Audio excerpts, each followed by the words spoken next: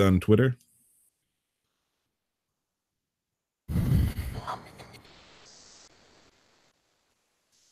Oh, Kevin's typing something. Dun dun. I am. Oh, no, it must be Nick. Oh, that was me. Yeah, no, I made a mistake. Oh, I was so excited. It's like, oh, was he gonna type? Where'd you post? Where'd you post? I have to copy the link from Facebook. Ugh, go all the way to Facebook. Ugh. Where are you going all the way to Facebook? What's your problem, Nick? Nothing. Just being a shitter. Yeah, you are. Copy link address. Wait, are you posting the Facebook link instead of the Podbean?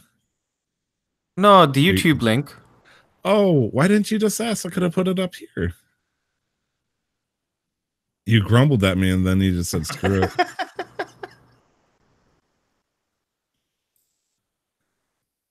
Nick, you're gonna find that we are absolutely goofballs in every sense of the word. So I'm not sure if you're the serious type. I can be very serious, but during these 2 hours, I just drop all pretenses of trying to be, tense and all that stuff and just let loose. You're gonna see a side of Tyler that nobody sees on Pixel Spark, I'm sure. Within reason. I mean, I was vicious to Kevin here about his application because back when you did the right thing. I honestly think you helped me a lot. And I'm glad. Unfortunately, I was trying to go AFK from the server for a week just because of some problems, and all of a sudden, fucking helpers sprung up like daisies without any sense of like responsibility or logic, and I just said, I guess I was just an asshole to Kevin, let them all come. If they can correct typos and say don't double post, then I guess everybody can be a helper now. Yeah, I said it, Quantum. What up? Hey, we're recorded. I'll let it out for the podcast, but okay. Let's see. All good, Nick? Yep. Okay. Phone silenced if you could, then. Yes, sir. All right. I'm gonna take off this hat.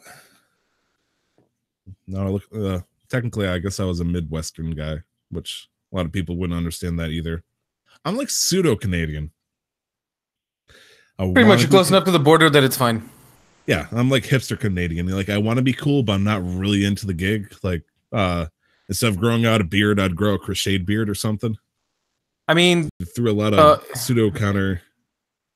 Okay, so you know how you have like all the different like states that border the whatever. Yes.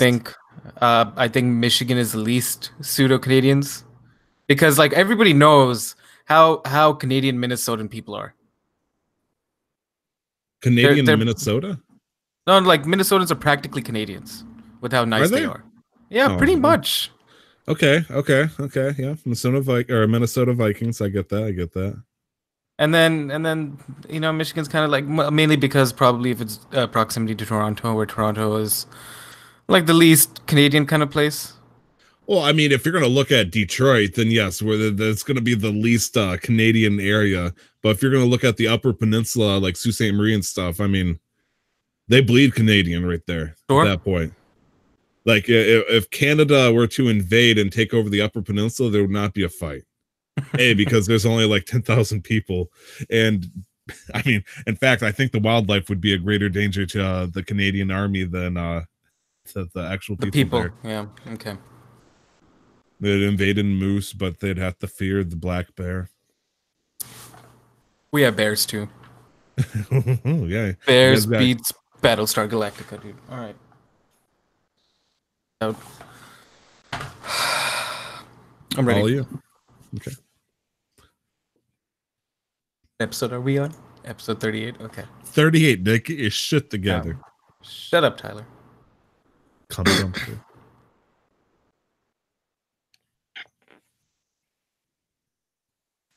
Welcome back to another episode of Casual Master Quest. This is episode 38. I'm your host for the episode. I'm Nick. We have people with us today. We have one more person than usual. As usual, we have Tyler. And then we're also Why? joined Hello, yes, by a special guest, And? Kevin. Hello. Hi, Kevin. Hi. Hi. Kevin. Look alive! You are live to the air to a billion people who are probably actually not listening, but they can hear you. It's like the butterfly effect. Your words will carry for generations. It will. I think. I don't know. Maybe not. If I don't pay, what's up? I just hope I don't say anything wrong. It's okay. Your Anything grandkids wrong? will pay the price. I was gonna say it's not your blood that'll be spilled. Don't worry. Don't worry. Okay, so we pieced it together. We got a guy from Sweden, we got a guy from the Midwest America, and now we have a guy from British Columbia, Canada. We are representing That's me. that's Nick. We are representing over half the world at this point. We just need to grab an Australian or something, and we got the full corners here. Like maybe from somebody from Antarctica at this point if we want to feel topical, but yeah, we are worldly, man. Look at us. Wow. Yeah, I mean, it's about time Americans got some culture. So, yeah, because we don't have culture at all, man. Pizza, we made that ourselves. sure. Okay, sure. Also Wonder Bread. Yeah, that's my cousin. Turkey wrapped in bacon, deep fried. Sticks of butter, deep fried. Some culture. I'm jealous. I'm heckin' jealous. Cool Whip. People, Cool Whip. We got the Cool Whip. This is episode number 38. Yes, as it we is. said, we have a special guest. Let's just jump right into it. Kevin, how's your week been going? How's life? What's happening? Tell us about yourself. Well, my week has been just like any other week. I go to school from Monday to Friday, and then it's all chill. Okay. So let's start off with this. How old are you, Kevin? I am 17. Only 17. You're a baby. Oh man, I gotta watch my mouth then. Jeez, if I swear, your parents are gonna yell at me. He's gonna learn one way or the other. You're only 17. Gosh, my sister's turning 19 this year. I can't even remember. I remember what it's like to be 17. Now Nick, I'm feeling like the old man. Are we about to do the thing where we're like, you start shaking the cane? Wow, back in my day, we used to have sugar-free whipped cream. We used to throw rocks at each other and call each other names. We didn't have these servers.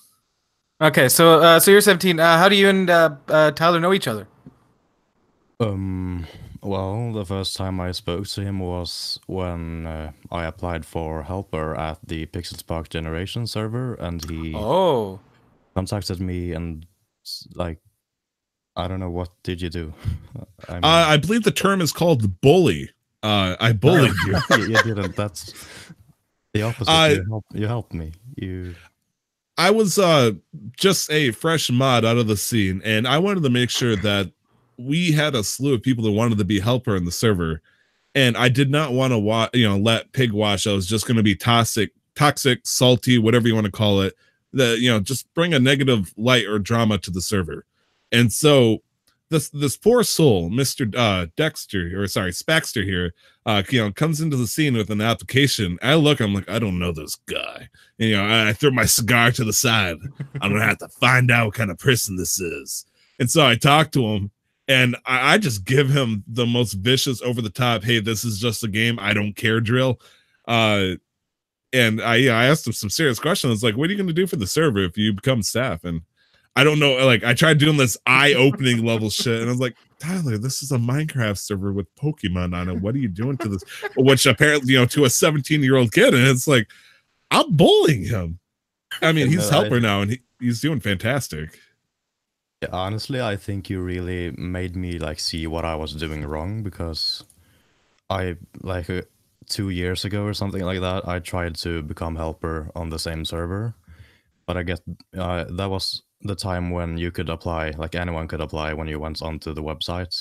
There was just a link to the application, and I got denied like 5 times because I did the same thing every time, like the generic cliche stuff, like, yeah, I'm gonna make the server a better place and stuff like that. Right. I totally understand that.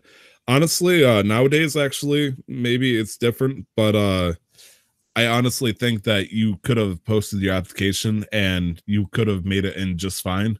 but at the very least, this gives you some kind of ambition to help with the server and as well as to find something to do. Yeah. Because I'm not gonna lie, as with many people, like by the time I got mod, I was starting to get burnt out because I completed my goal. I did all the stuff I said I wanted to do, and like right now, I'm trying something new. I'm doing for Pixel Spark, the Generation server. Sorry, Nick, I'm going to talk about video games for a second fine. here. I'm working on what is called a rare drop table system, a la the style of RuneScape, where all Pokemon will have a chance to drop in a special token that'll give you cool rare items. And right now I'm doing research of what items to drop, the list of Pokemon that should, drop what tier of stuff. And I'm telling myself, to do that. But the problem is, though, I'm still not on the server when I'm working on that. And so it kind of looks bad on me that I'm not, just on in the chat and stuff. Plus, I might be playing a shit ton of Kingdom Hearts, but, whatever. Oh, quarter in the jar. Sorry, Kevin. Okay, my parents aren't home. Oh, thank goodness. Ooh, man, actually, that makes me even more nervous. Oh, geez. Okay, before trouble starts to brewing, Nick, what was your week like, man? My week's school's starting to really escalate. So, just to fill everybody in, specifically Kevin, I'm a university student here in Canada, Vancouver. I'm studying. I'm in a weird faculty. It's like an interdisciplinary faculty, mixes like art, technology, coding, and a bunch of things into one, where you can do all sorts of things. And I'm going into like web design. And I'm taking one more course than usual this semester, and they're not difficult courses. It's just the workload is not a lot, but there's so many things happening, and on top of me wanting to play everything, I keep falling behind just a little bit. But beyond that, everything's fine. I think I put down that I tried a VR thing. Have I talked extensively about VR in terms of gaming on the show, or have I mentioned it before? I honestly, I've talked about the PlayStation VR every now and then, but I haven't seen you really put anything out on your end. You might have said you tried some stuff with your friend at one point, which sounds incredibly suspicious, the way I described that. So, for legal purposes, for the Canada Mounted Police, Nick isn't trying anything illegal, I hope.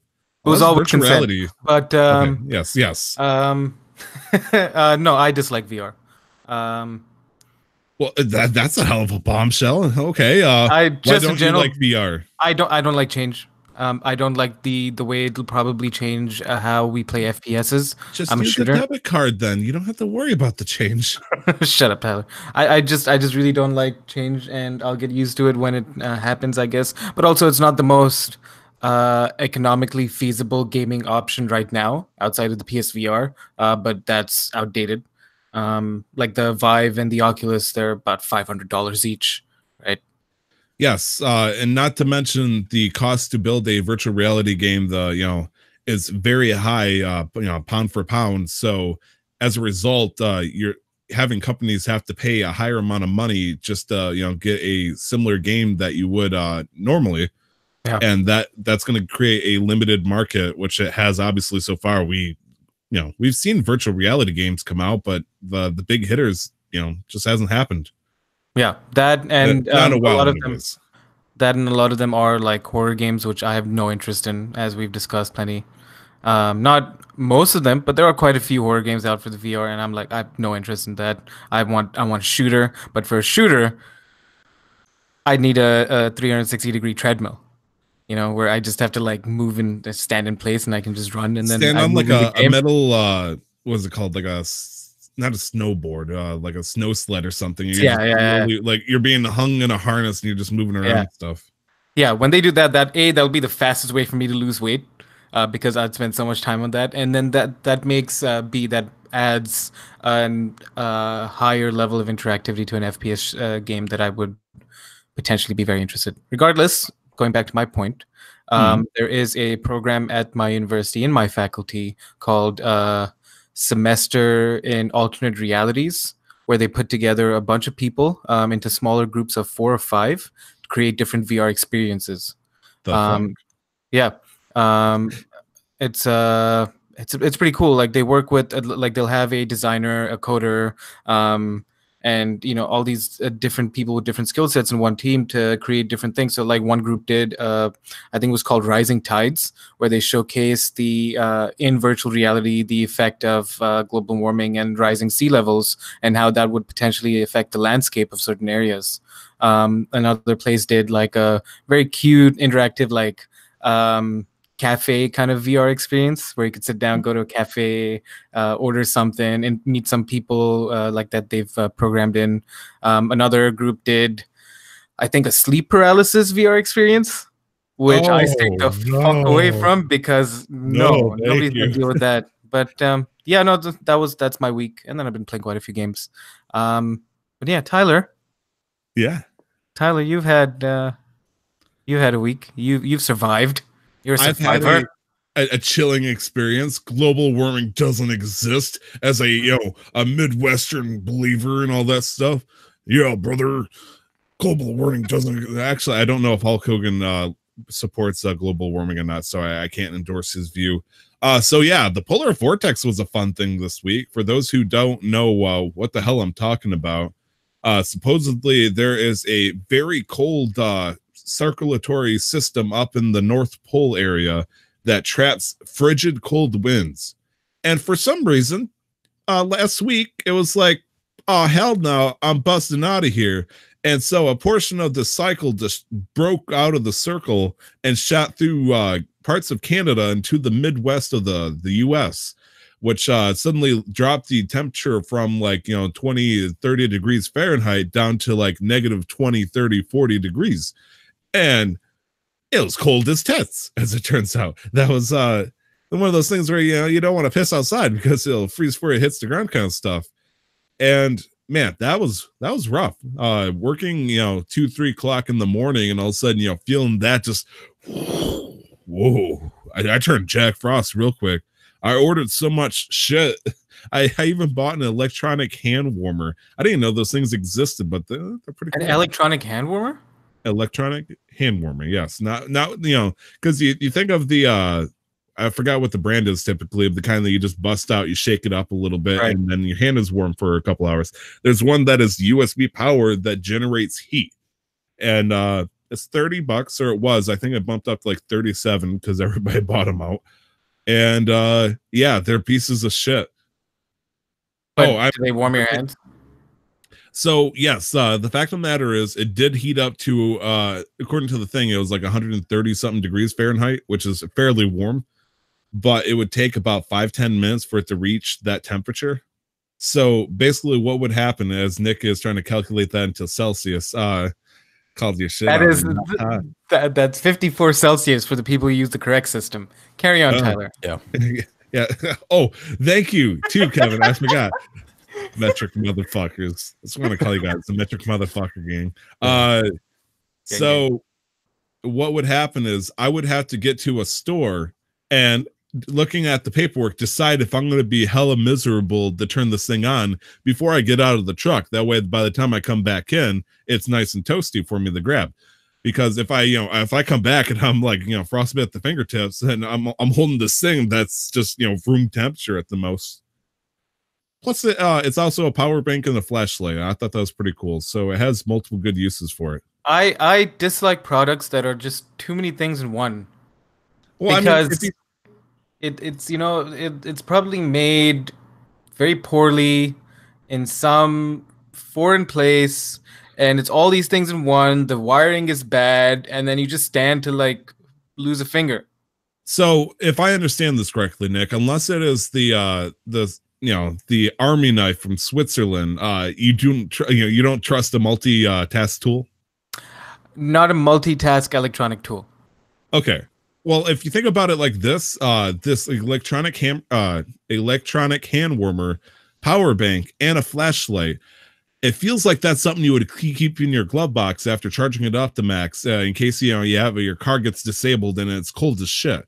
Oh no, so, sure. I still have one of them because they still sound cool. I just don't trust them. I can't blame you. Like, I'm afraid because to turn on the heat, it's just a switch on the side. I could easily just put it in my backpack as, the switch is on, and before I know it, my backpack is, smoldering because, God forbid I, keep gasoline or something in there too, which I wouldn't. Well, usually, some people piss me off in traffic. Other Okay. than that, it was so fucking cold that my car died.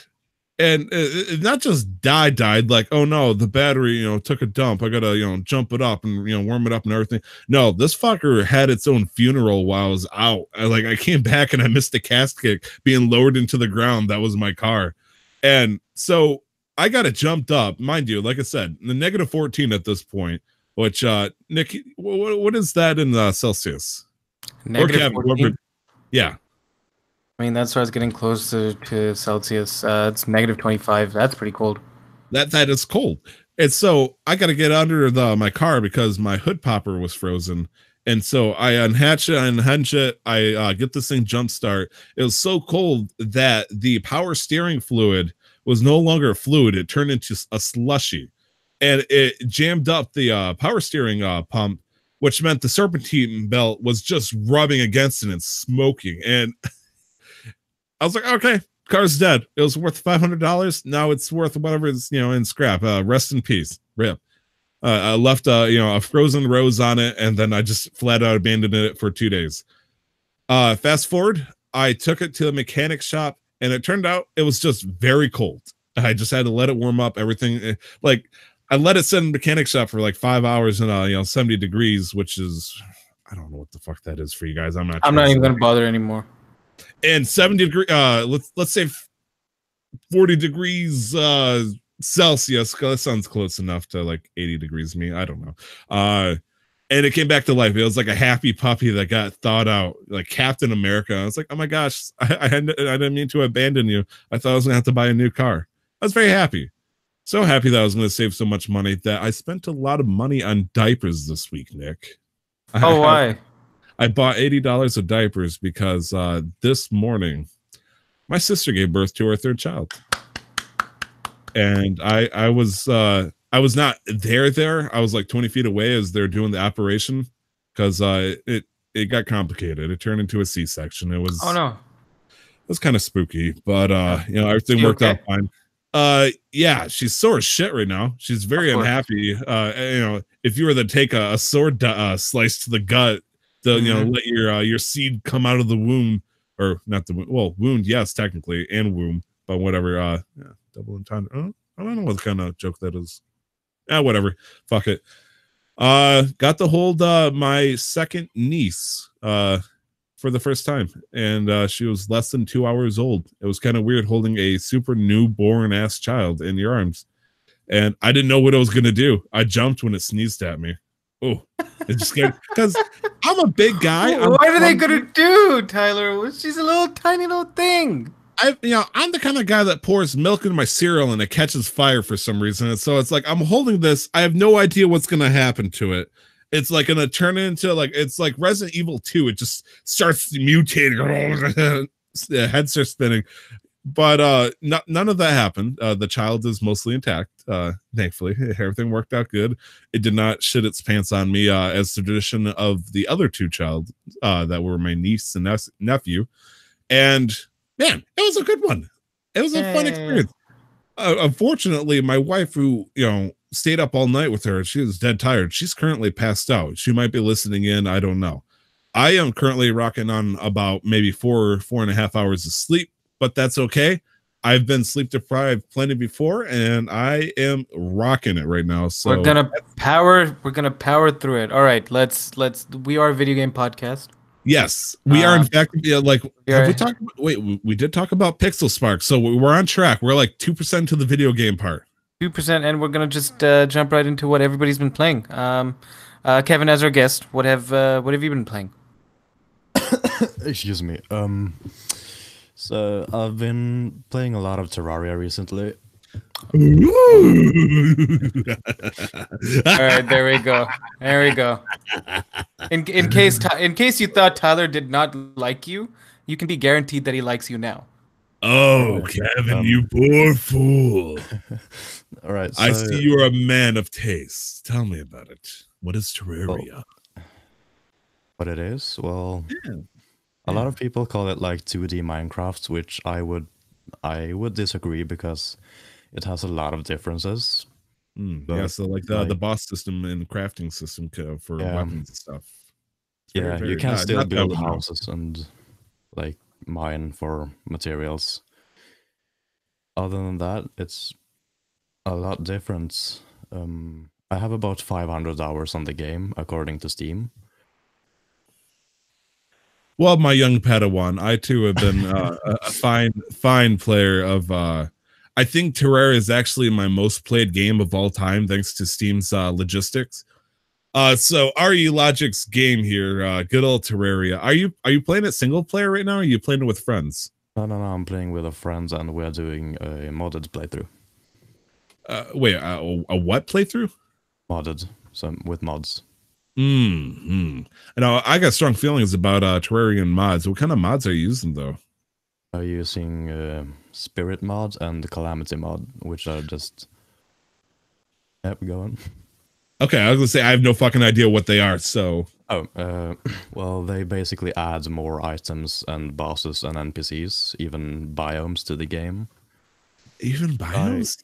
Yeah, not very big biomes, just a small like portion of the map, but I think like I do enjoy playing with mods, but sometimes it's nice to return to just the old-fashioned normal thing, because with mods you get that experience of like you find an item and you're like, ooh, what's this? Is this good? What can I do with it? Whereas if you play normal Terraria, you mostly know what everything is already. True, that is true. Vanilla Terraria, I feel like gets stagnant by the time you beat. Like, I'm not gonna lie. Like about once a year, me and my friends will all team up and just go ape shit because we're like, Terraria's a thing. We're having fun again. But by the time we get to Plant Terra, everybody's like, can we do the next boss yet? Just that kind of stuff. And it's like, come on, guys. And, at least get excited that we're going to do the Moon Lord, right? And I'm like, yeah, whatever. It's so upsetting because, as Nick knows, I am feverishly in love with Terraria in every aspect of the word. And so is, I think, like 20 million other people that bought the game. So, yeah. What else have you been playing, though, man? Well, I don't know how recent it was, but it went. Toby Fox tweeted a new game. Well, like it was more of a demo of a game, like Deltarune. And I think it's interesting because he said that Deltarune doesn't have anything to do with Undertale, but on the website to Deltarune it says that you should play Undertale before you play Deltarune. It's interesting because Deltarune was made by Toby Fox, who also made obviously Undertale. According to the Wikipedia article, it's considered part of the Undertale series. So I'm not sure what's up with the logic here. I don't know. It might have been because he didn't want people to expect another Undertale. Because to be honest, it wasn't. It wasn't as deep and like as good of a story as Undertale. Fair enough. It did come out last year on Halloween, actually. So, but it's also technically just chapter 1. So, yeah. I mean, I wonder how that's going to work. It's technically then, episodic, but does that mean that he has like 5 chapters already planned out, or is he just calling it like the first in the series? I'm not sure what this all represents here. Now, did you play Undertale, Kevin? Yeah. No, actually, I didn't. I watched a playthrough of it. It's okay. I won't judge you because I'm pretty sure I'm the same thing. Because I've seen, like, I think I own it, but I've either played some of it and watched the rest of it because I have no idea. I'm honestly thinking I watched most of it because there's just so much shit, different directions you can go with the pacifist route and all that stuff. And yeah. I was the kind of guy who was like murder them all kind of guy, which was terrible, but whatever. It's part of the game. Deltarune. How many hours do you think you put into it so far? I finished the story, the first part of the story, and might have taken like 4 or 5 hours. Oh, that's really short. Yeah, it was, but I don't know. I At the start I was really excited, but eventually I just want to know how this ends, so I just rushed through it all. Don't you hate that where you get into a game and it has like a good strong start, but it starts to drag to the point where it's like, I just want the story beats. Just just let me know how this finishes, because I'm one step away from just YouTubing the damn cutscene just to see what's going on here, which it's happened to me before plenty of times. I'm not gonna lie. Ooh. Nick, have you heard of Deltarune before? Because this is the first time I've ever picked it up.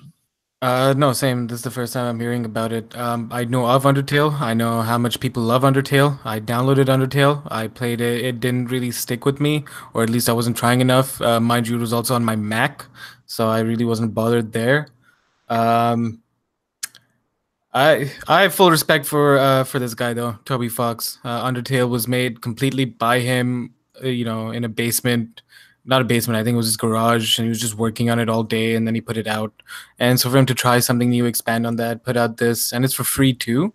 I can only imagine how much he's made off Undertale for him to be able to put this out for free, or what else he's working on. True, very true. And I don't see any mention about the whether or not the same artist for Undertale was the person that's in charge of Deltarune, which this thing is very kind to point out to me is a anagram of Undertale, Yeah. Deltarune.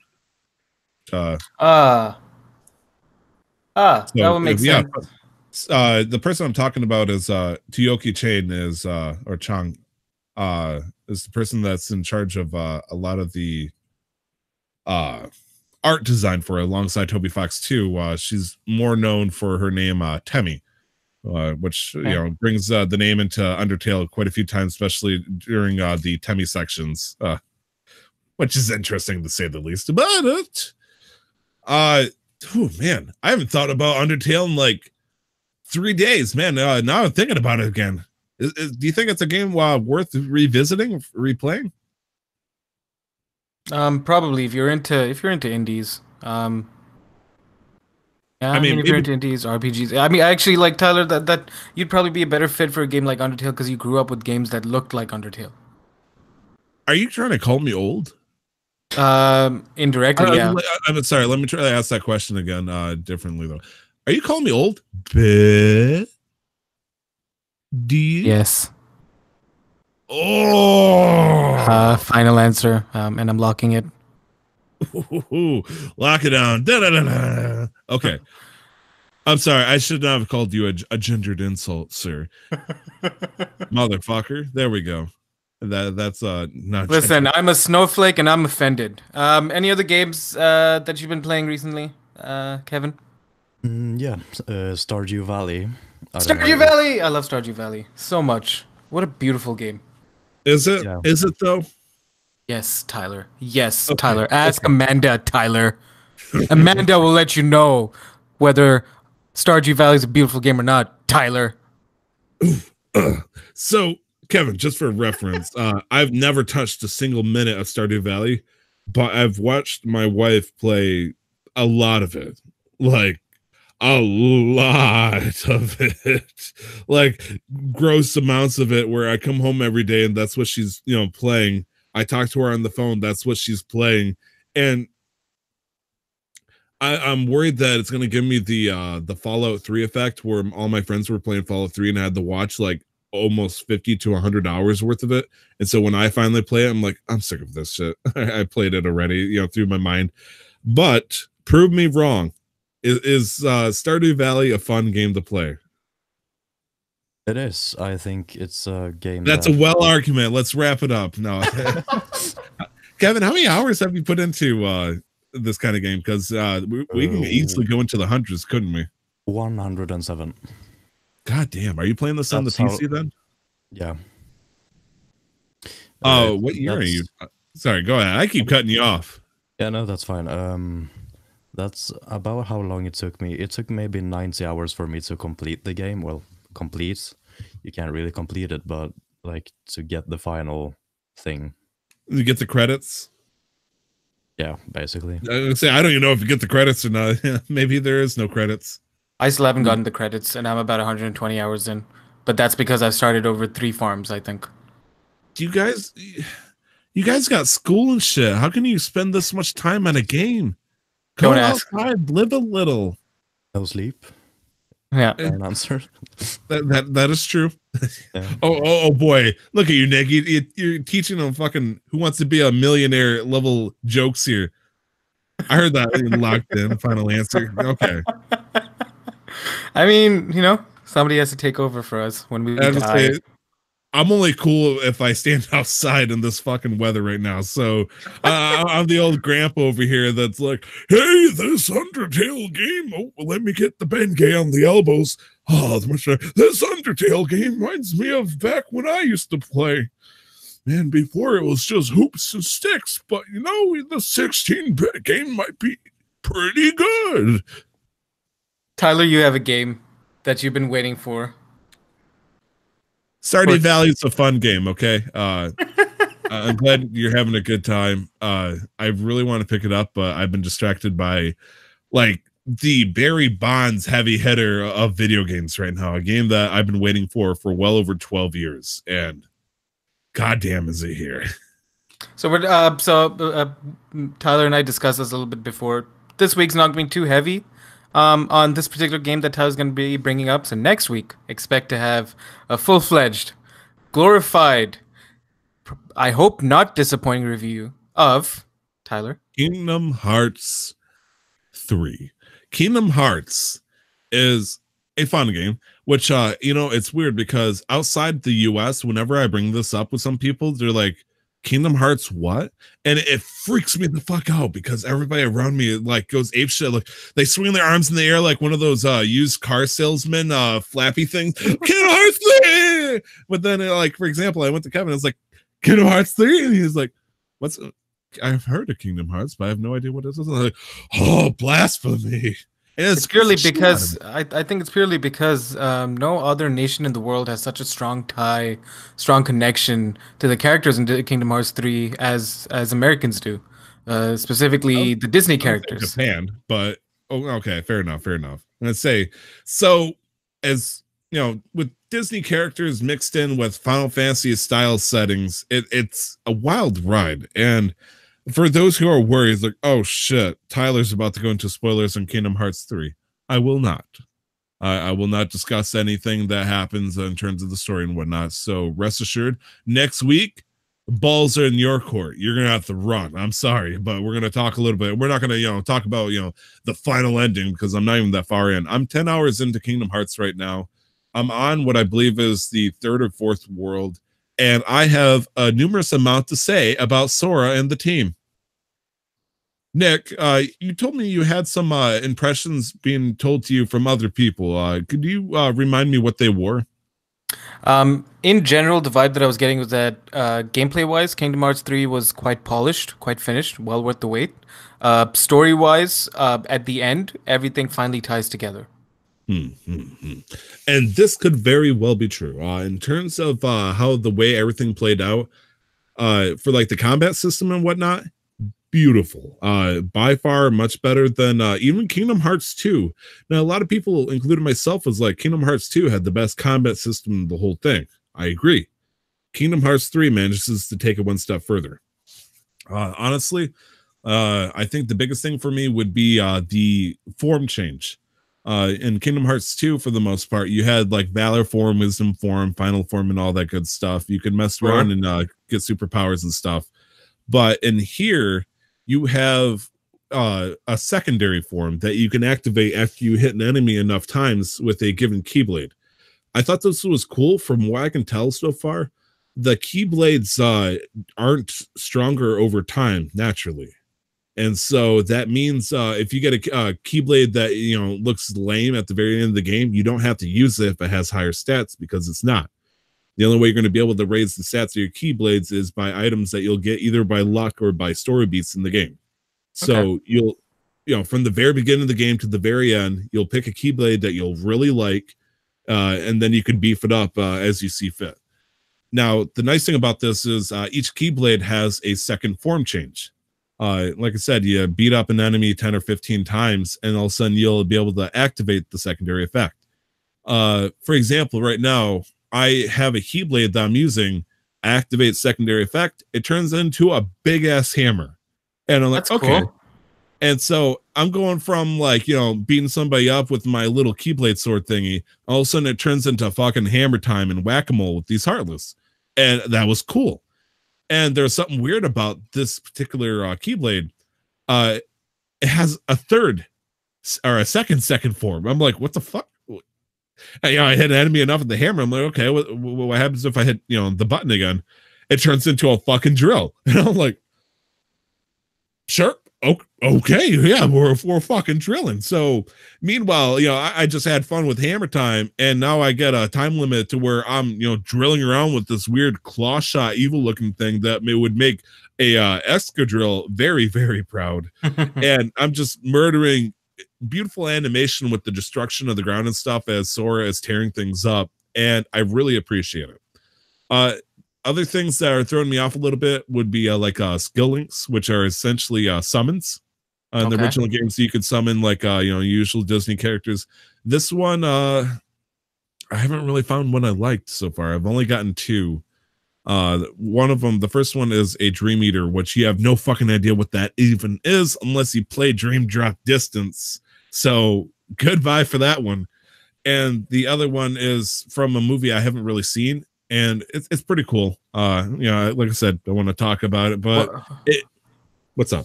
I'm curious as to what movie that is.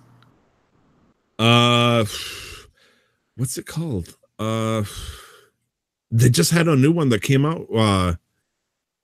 Wreck-It Ralph? Yeah, let's just say screw it, Wreck-It Ralph.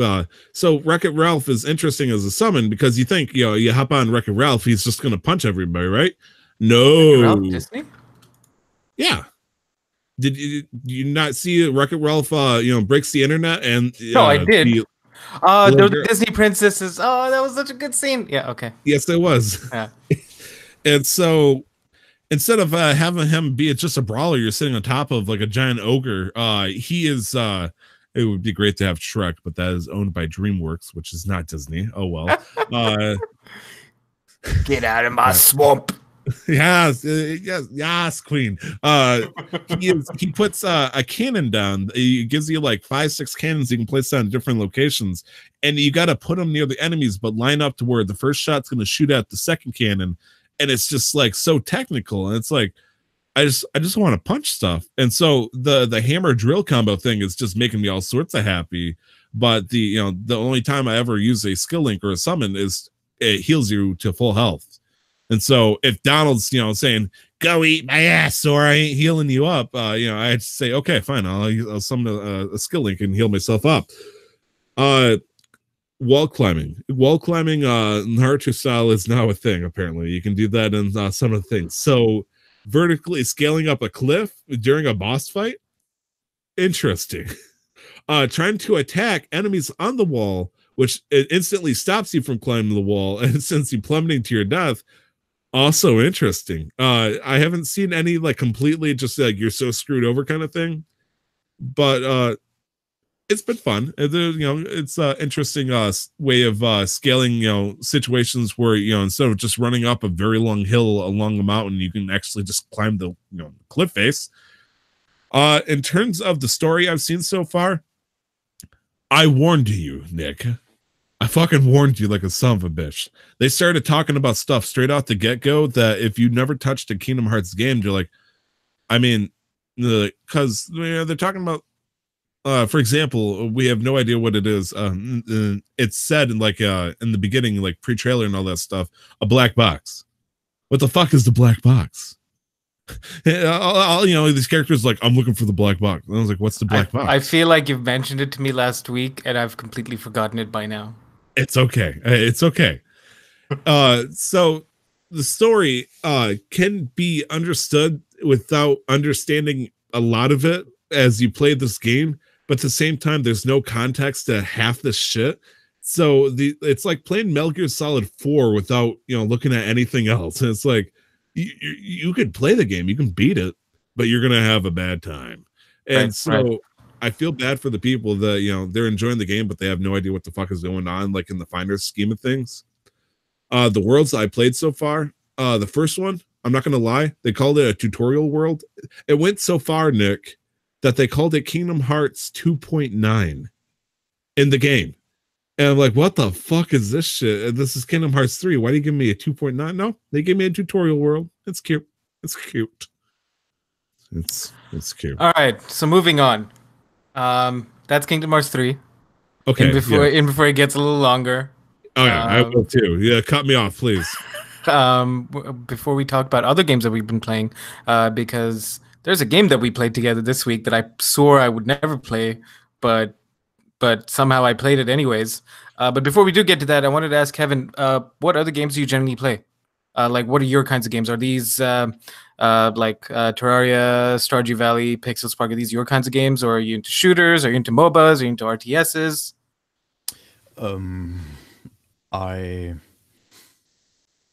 I can play any game, but the games I usually play nowadays are Terraria, Pixel Spark, and then I also play League of Legends from time to time.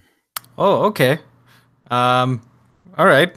I strongly dislike MOBAs. I find MOBAs very, very difficult to play. I can watch them. He's strongly voiced his scorn over games like League of Legends since we started podcasting together. I can watch them competitively because the game's on a whole different level. It's on a whole different pace. But to sit and actually play through a MOBA, it bores me. But no, that's cool. We always have interesting mashups here. I play a lot of shooters. Tyler plays a lot of weird other games. A lot of Nintendo games. Nick? He called me old. He doesn't play. He doesn't play the. He doesn't play the good games. I'll fight you. 1v1 me. But Tyler, what do you have any other games you want to talk about before we get to that game we played together? Of course. Just a recap on Destiny Child. My worst view about the game being walled at this point is still completely correct.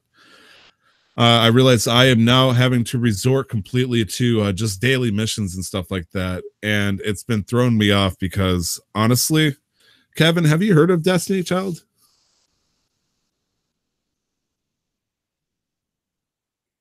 Oh, Kevin's thinking. Kevin's thinking hard. I have not. No.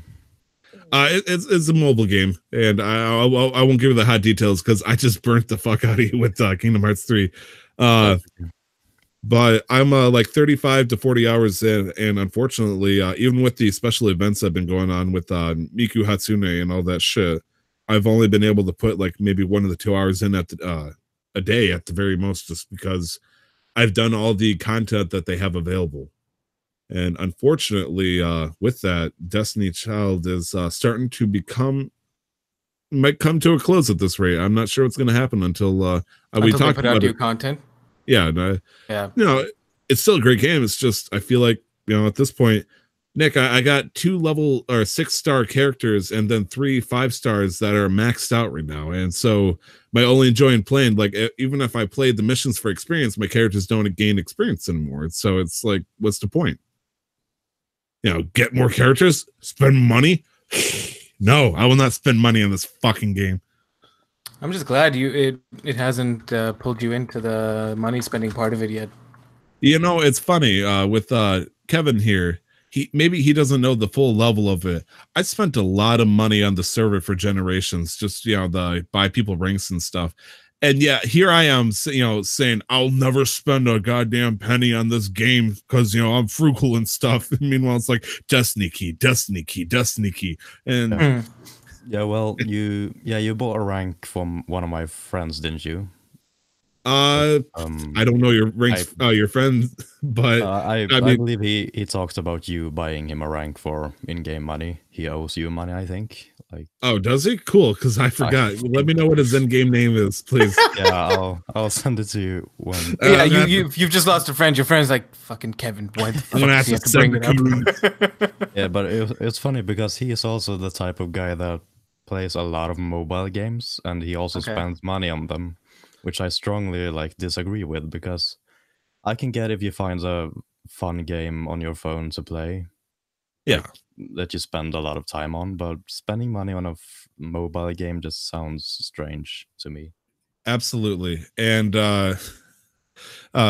Brandon's watching now.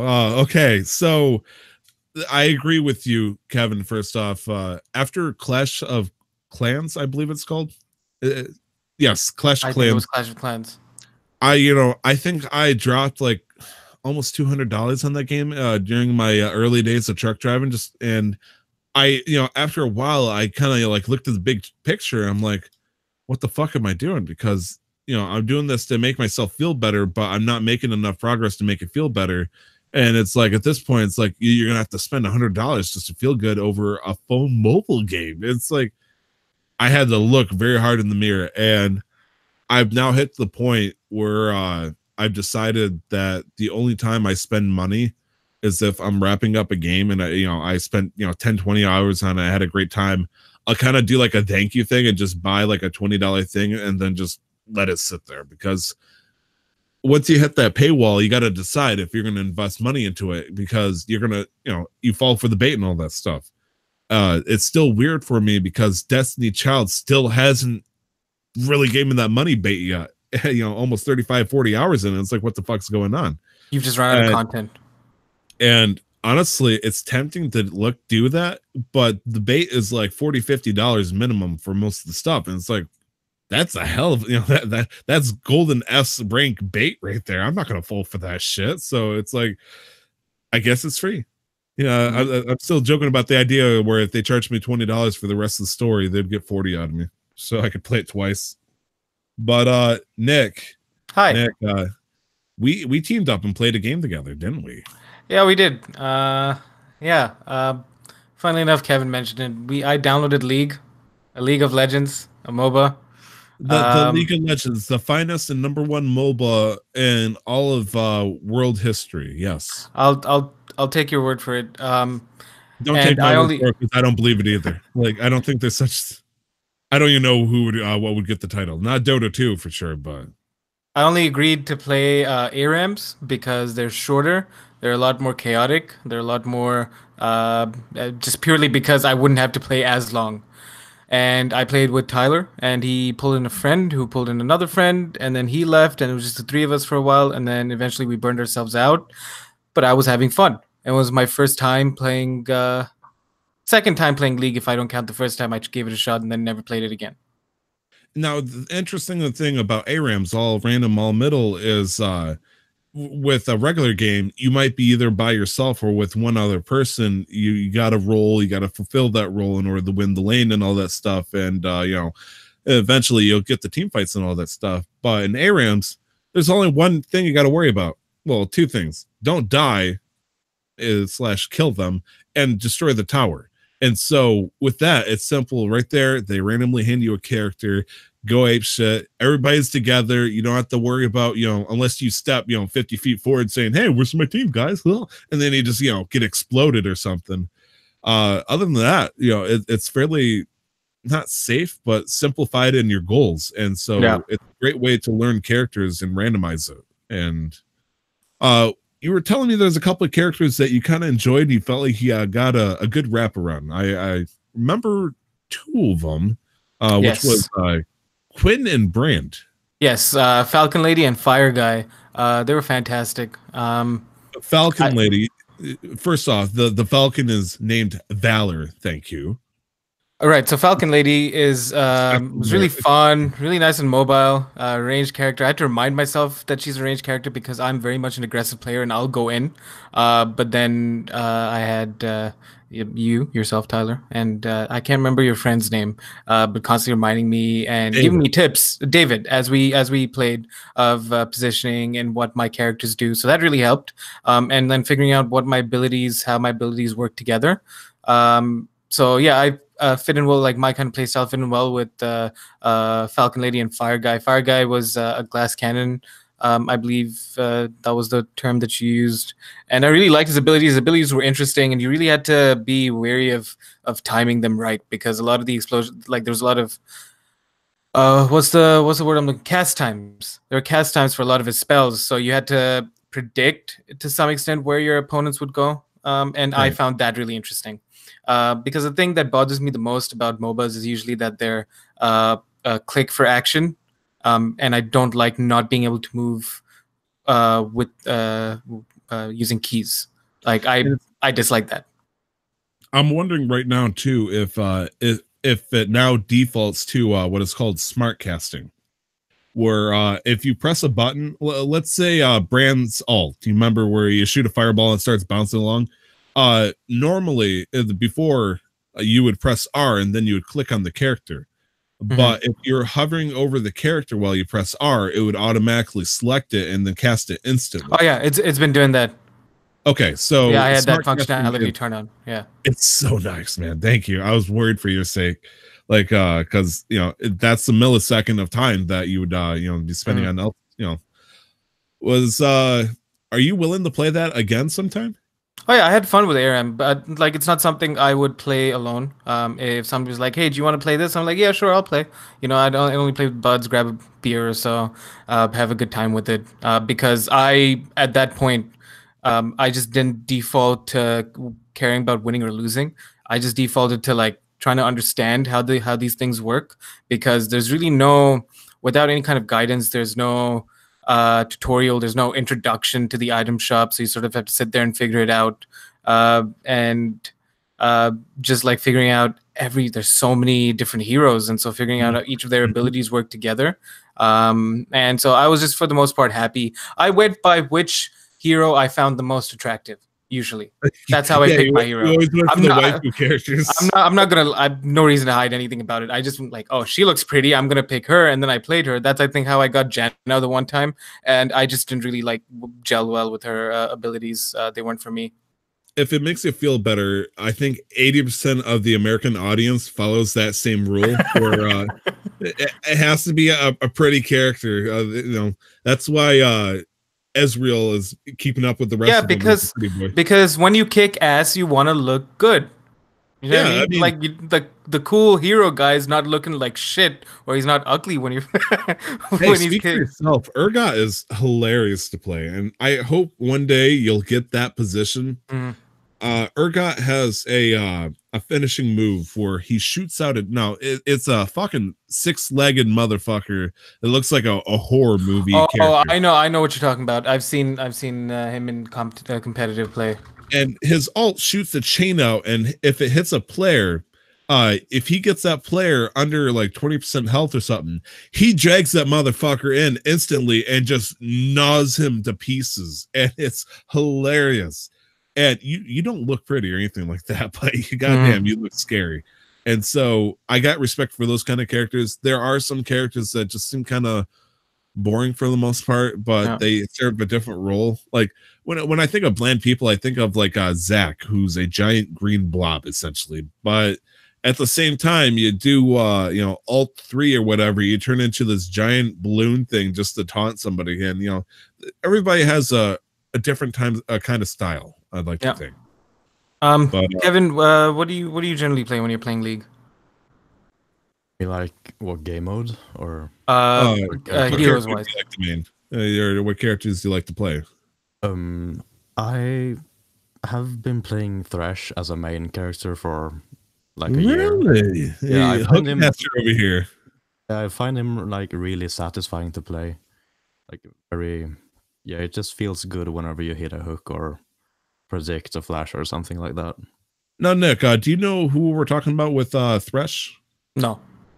Okay, so he has the two most notable things I'd like to think is he has a hook almost like Blitzcrank, but instead of a full-on pull-in, he tugs him towards himself, or he can swing himself towards the enemy.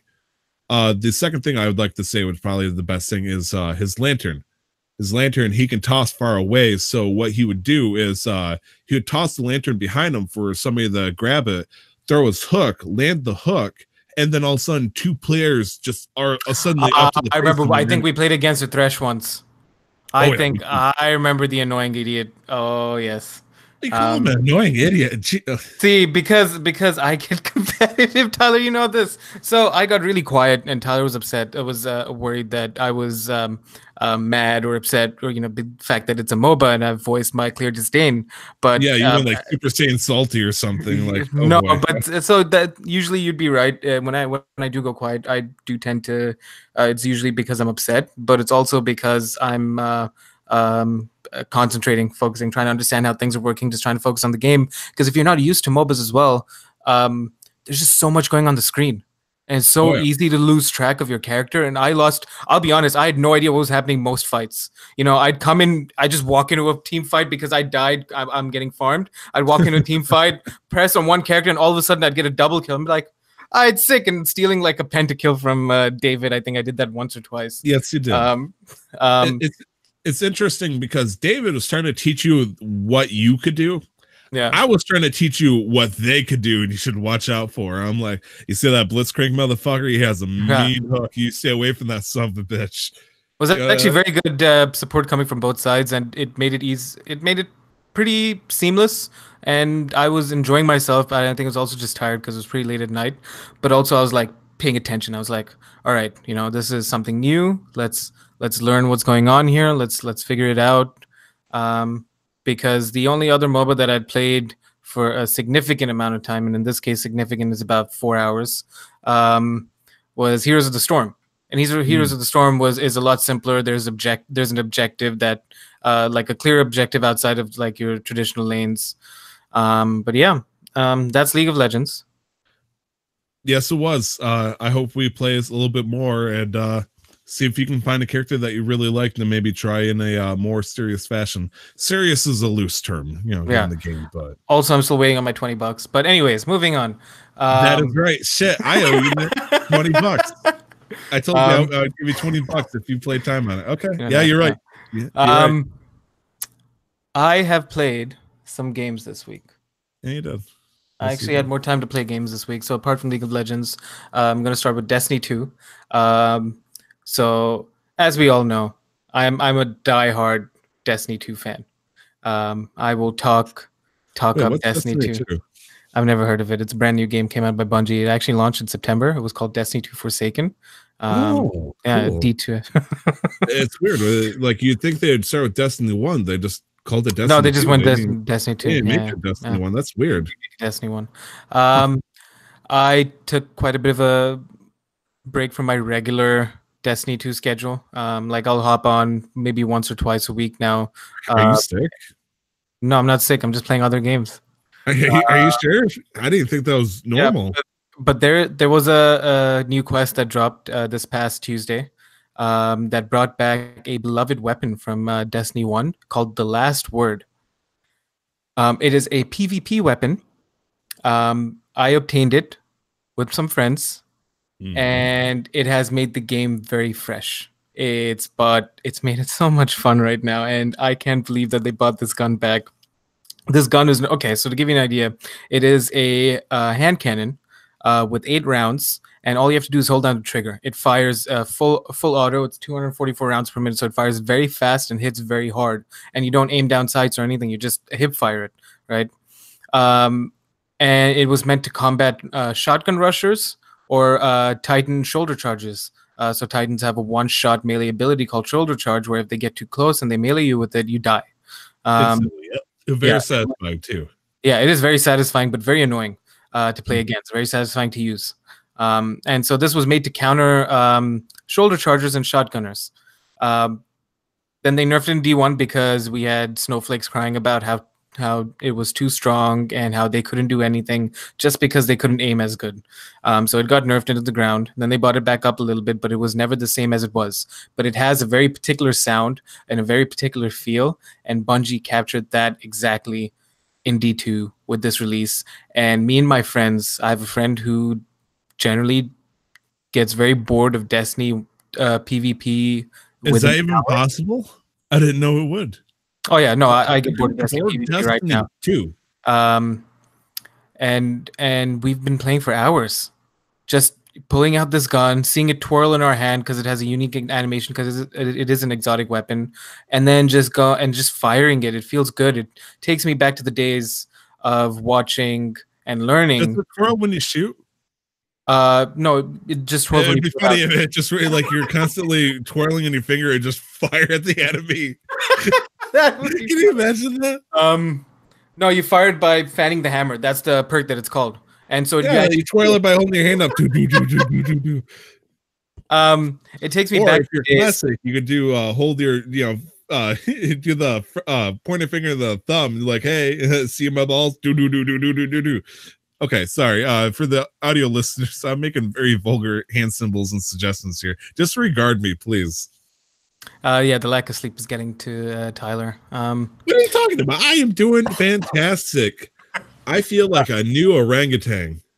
Real Crafty, streamer that I spend a lot of time in his channel, in his community. He was infamous for last word sniping, and that's how I learned how to play in D1, just by watching him. And to see the gun back, to see that playstyle back, to see him use it, has just made me very happy and very hopeful for what Destiny 2 might lead to, not what it might become in the short term, because I don't think a lot is going to change. Not yet anyways. But that happened. I'm very happy with that. I've not been sleeping very well this week because I've been staying up late nights, working on school assignments, on the side playing Destiny 2 and Sea of Thieves. Sea of Thieves? You played without me. I'm playing a lot of Sea of Thieves without you. I'm about halfway to Pirate Legend. You keep saying that. You act like it's like saying level 50 in RuneScape is halfway to the Cape. No, that's not how it works, my friend. It's gonna be a slow grind. It is a pretty long grind, but also I don't care for it. Not yet anyways, because I'm rolling with some friends who are Pirate Legend, and so I think I've done 3 Athenas already. I understand I'm not Pirate Legend, but I still want to play with you. Not to sit and brag here about how much I've made in one night. No, so I just hop on late after I do some schoolwork, and then I get a message, you want to hop on and sail something? I'm like, yeah, sure, I'm down. And I'm usually join in the middle of a Skull Fort or the middle of an Athena's voyage, and so I just get to profit of other people's hard work. I've just been having fun with it. I'm rolling with people who are Pirate Legend. They know exactly what to do, so I just become submissive. I tell them, just tell me what to do. I think I'm sitting like in the last 3 days of playing, I've made 190,000. Oh, that's not too bad. I was expecting you to say like $500,000 or something like that. I'm like, you motherfucker! You left me for this. You left me for the money. I've just not been playing as much as they have. My friend's been grinding the fuck out of this game. I think one of my friends made Dustin. We played Deceit with Dustin. I think he made. Yeah, it's my good friend Dustin, who would never betray me. Half a million in one night. So they're nice. Playing hard at it. Now I'm just there, kind of like I don't really have any aspirations within the game or within grinding out the levels. I'm just there to have fun with friends. The one fun experience I did have this week, we were just sailing, dude. We were just sailing, minding our own business, on our way to finish the final chapter of this Athena's voyage, and then we're in a galleon, and then this brig just rolls up. We stopped to get some supplies, or we stopped somewhere for some reason. I can't remember why. No. We just fought a Meg. We stopped to fight a Meg, killed the Meg, a Megalodon, went in to get the loot, get back on board, and then we looked out on the right side of our ship, and we see a brig just sailing right at us. It's just, and I'm not talking about the T-bone you kind of thing. It was in ramming distance, and we're like, all right then. And so we all go switch to like our PvP loadouts, load up on cannonballs, get rammed, and then we just get on board and we farm them so that we could steal their supplies, because they had like 100 wooden planks, like 100+ cannonballs, and we were running low. But they were good people. They were really fun people, because as they were coming in for the ram, all I could hear was, yeah, ahoy there. And I'm like, all right, these guys know what's up. And they wanted it, and then we're sorry, but we're going to sink you. And we sank them. We kept them afloat for about 10 minutes so that we could take all their supplies while they kept respawning, and we kept killing them. That's brutal, man. That's brutal as shit. Why the hell would they just go? Listen, we defended ourselves, all right, Tyler? That was we were standing our ground.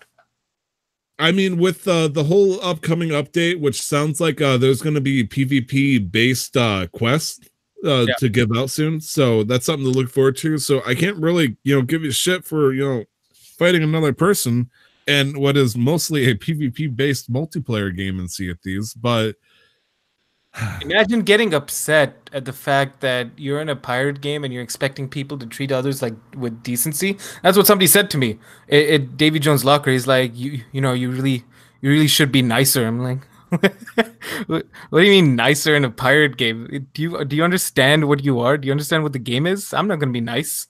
There's honor among thieves. Never. There's I got to be paid- times where you got I to. paid $30 to steal shit, Tyler. Okay, Nick, fun little story time here. We're gonna go back to RuneScape days. There would be a time where I had a lot of stuff on me, and I was running through the goddamn wilderness where anybody could pick me off. And so, I accidentally, I'm being attacked by the Chaos Elemental. It's scaring the shit out of me. I'm low in health. And I run into an area where there's rune ore being mined by a guy who could clearly just blow me out of the water by staring at me long enough. He could easily murder me, but he has his goal, which is to mine that rune ore. And I have my goal to not die and lose all my shit. Right. Did he kill me? Fuck yeah, he did. He stole all my shit. So yes, I understand what you're talking about. But he could have easily Easily not. Yeah, let me go. I'm that guy. I don't care. That's what you. That's funny. That's what you sign yourself up for when you like enter an area like the wilderness, or you enter a game like Sea of Thieves. Anything can happen at any possible time, and I think we're gonna have this argument all the time, and all you want to do is just make gold and just sail around. And I'm like, all right, where's the next fucking victim? I mean, every fucking time on Sea of Thieves, the safest thing is to assume if they're coming towards you, they want to do harm to you. Yeah. Which stinks because if you're just going to the same island or you're trying to do the same goal or something, it's like, well, you have to be mean to each other, because if you try to be friendly most of the time, it doesn't work out, because either A, they're going to be aggressive to you, or B, they're lying to you so they can be even more aggressive to you at a closer distance. And all right, so I'll throw one wholesome story your way. I was on a galleon, and I was joined while my friends were in the middle of getting an achievement for getting all your lanterns to be different colors. So how you die, depending on how you die, you get a different color flame from the ship, the Davy Jones's ship. Oh. And so if you light all the lanterns with all the different colors of the different possible ways you die, you get an achievement called Festival Party Boat. And so we did that. And then we were sailing to an outpost. We saw a little sloop there. We're like, we're running low on supplies. Let's see how much they have. We jump on, kill them all, take all their supplies. Sounds and then so far. Just wait. And then they respawn. And then they kill one of us. We killed them both. And then my friend who died, he was talking to them. He's like, all right, listen. Get back. When you respawn, get back onto the dock. We'll take all your supplies, and we'll give you all the lights. And we gave them the achievement for free. We just traded supplies. And then we just sailed. Honest to God, we just sailed off after that. After they filled up all their colors, we just sailed off. I'm going to give you an analogy here. You tell me if this sounds correct. I come up to you with a gun, and I say, buy my little thing of cheese here for $50. And not only are you going to get some badass cheese, you live. And then you buy my cheese because you don't want to die. And then I take off into the night. That feels entirely wholesome, Nick. Good job, Nick. I'm so proud of you, Nick. Wow, you really put the honor in pirates, you know? For Sea of Thieves, tell me that isn't wholesome. That is something. Yeah, Kevin, what do you does it sound like he did a good deed that day, Kevin, or does it feel like what's your thoughts here? If you think about what they could have done, they could have just killed them and left. So instead of being I don't play Sea of Thieves, so I'm not sure what's going on, but I assume they could have just killed them and left and took their stuff. So when you kill somebody, when they die, they go to like a little waiting area where it takes a few seconds before they respawn, and they respawn back on their ship. So if we were truly like assholes, we could have just kept killing them because they'll keep respawning on their ship, and they'll only stop when we get rid of that ship by sinking it. So we're like, all right, just stop attacking us. We'll stop. We'll take your supplies. You can respawn safely. Take all the colors of the lights that you want, and then we'll let you go. It feels like you're a bully with a silver lining at this point. Which is better than just a plain old bully. Okay. When somebody beats me up in high school, but at the end of the day, he gives me a piece of gum, I'm not as excited. I mean, you're right. I guess I'll be like, okay, this guy has a redeeming feature, but he's still going to beat the shit out of me the next day for my lunch money. But he's going to give me another stick of gum just to, that's also known as Stockholm syndrome, where you're captive to a system or a place, and you're so used to them that when they're finally nice to you, that you're like, I'm in love with him. Whatever floats your boat, Tyler. But It's I'm gonna still move a on better here. love story than Twilight, so what the fuck ever. Agreed. Let us go. Yes. You're a bully. So this is an interesting one. I had to think about this a little bit. What is the most interesting plot hole you have seen in a game? Now, by this, do you mean just like something that leaves unanswered questions, or something that just makes absolutely no sense? You found it to be completely fascinating, or well, if that's the case, then it sounds like it's not really a plot hole if it doesn't even make sense. There's a missing part of the story in a game that just never gets explained because somebody forgot or they just didn't have the materials to go further with the details. okay, If you want, I can give an example or what I thought. okay, let's start with you. Sure. So let's look at World of Warcraft. The game in question, or the expansion, is Cataclysm. In Cataclysm, there is an underwater world. I don't know what the name of it is. Kevin, have you ever played WoW? I played until like level 10. Wait, you played until level 10? Yeah. Well, you got further than a lot of people. I guess. That's further than I ever got. So this underwater world, there's a dungeon where Neptune is being harassed by the old gods. He's like, "Hey, just let me believe, or let me, leave me alone." And at the end of the dungeon, he, empowers you to fight off this old giant ass octopus. But after you defeat it, the octopus captures him and drags him out of the dungeon. Now, later on in a raid, this Neptune guy was supposed to be corrupted and stuff, and you're supposed to free him of his prison and all that stuff. But for reasons, that raid never happened. So in this World of Warcraft lore universe, he gets captured by an octopus and then is never seen again. And it's like that's kind of important of a detail. What's going to happen to him, and that is my idea of what a plot hole would be. Okay. Kevin, do you have any ideas of something from games you've played?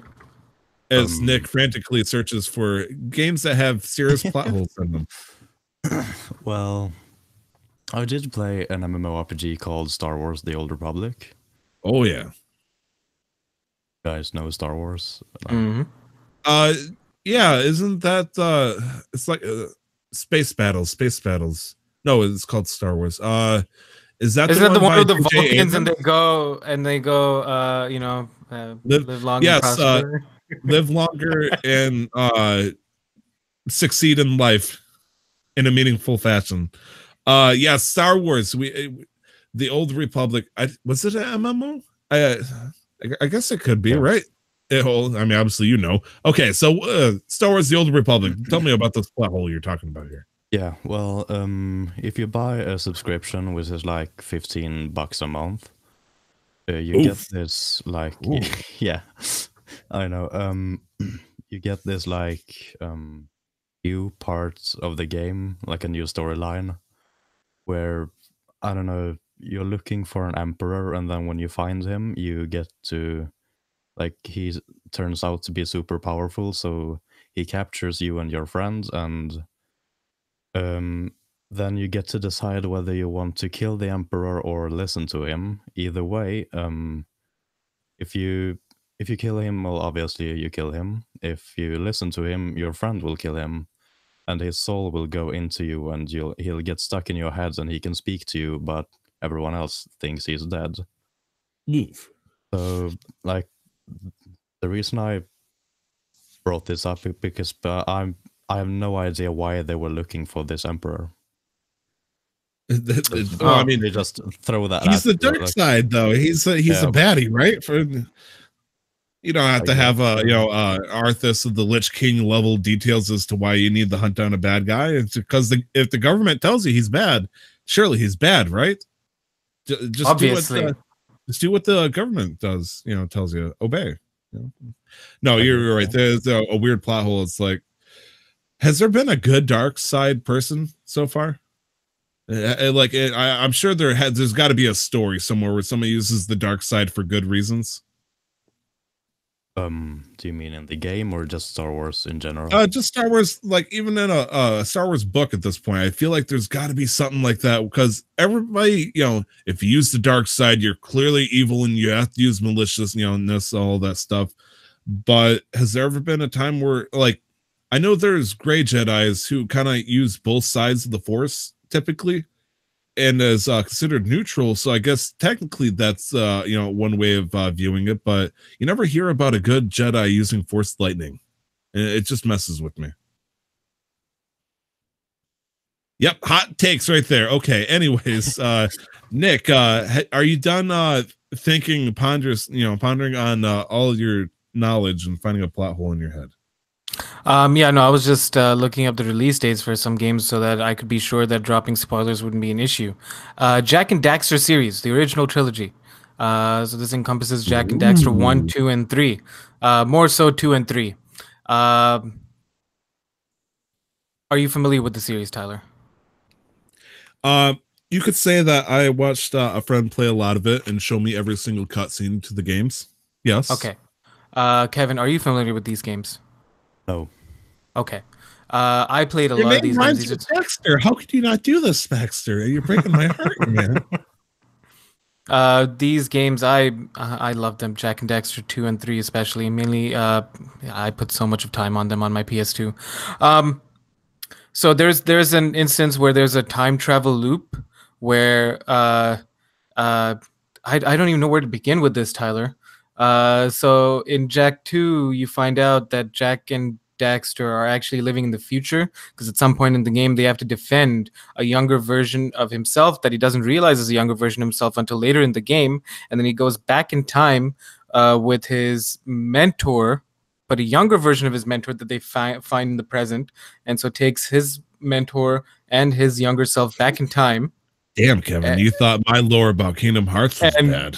I don't even know how to. This is, and then we find out later in Jak and Daxter 3 that Jak's birth name is Mar, and Mar is actually the founder of one of the oldest civilizations in the game, and we don't know if Jak goes back to the past at some point. And I'm not talking about Samurai Jack here. I'm talking about Jak and Daxter from Jak and Daxter, and Jack. And I don't know, is he the same Mar? Is he an ancestor? Is he a descendant? We don't know. And like, I need to know. Like, I love these games, Tyler. The story of these games are fantastic. I just need to know so that the story is complete and I can rest in peace. Isn't it shown at the end of either 2 or 3 where Daxter is considered part of the precursor legacy, where they're one of the ancient beings in charge of the technology? Daxter was turned into an Ottsel, which is a cross between an otter and a weasel. But he only mimics. It's only in form purely. He just happened to be turned into an Ottsel, but that's what the precursors look like. Okay, and that is fair. And I would also like to point out that Nick, my friend Nick. Well, you're also a friend, but other Nick. Right. I know, Ram. I'm stepping in bear traps left and right here. Over in the chat, he says, "I thought he was named after the original Mars, so maybe just a rename, like a hero kind of situation." As far as I know, we don't know. We just know that his birth name was Mar before he was lost as a child to Deimos, who was his father, and yeah, we really don't know. We don't. I want to think it would make sense if it was named after either he's a descendant or he's just named after the legendary hero Mar. That would make sense in terms of like putting to rest. But time travel exists in the game, so it isn't far fetched to imagine that he actually goes back at some point for whatever reason. So you're suggesting potentially there's a plot hole that would suggest that Jak would go through a time loop to create his own civilization as the leader? Even further back even further back than the time loop in between 1, 2, and 3. God damn, I hate time travel in games, man. Because younger version of himself goes back in 2, goes to 1. He grows up there. He's a mute for whatever reason, and then eventually finds his voice. He travels further in time into 2, and then incidents of 2 happen where he finds his younger self, and then he goes back. So that's the loop. And then 3 happens where he finds out what his birth name is and meets his father. You know, if he split his heart from his body like Xehanort, he'd be able to travel back to any point that he was at any given moment and then pull his younger or older self back to the present. And then he could make it a new Organization 13 of Jax. I'm just saying, Sure. Kingdom Hearts 3 logic works, man. Sure. I would. That's part of the reason why I'd buy PS4, putting aside as well, for Jak and Daxter and Ratchet and Clank. Those are the games that I grew up on, and those are the games I'd do just about anything to play again. But yeah, that's my interesting plot hole. And then we're gonna move on. I do want to say one thing with yes, sir. With Naughty Dog and Jak and Daxter. It would be nice to see them make a new game, like help just bring it together, or either that, just reinvent it.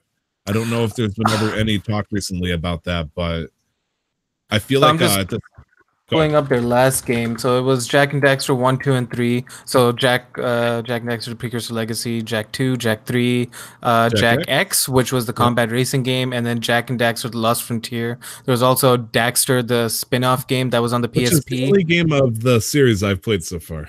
No lie. I would imagine. Jak and Daxter Lost Frontier was developed by High Impact.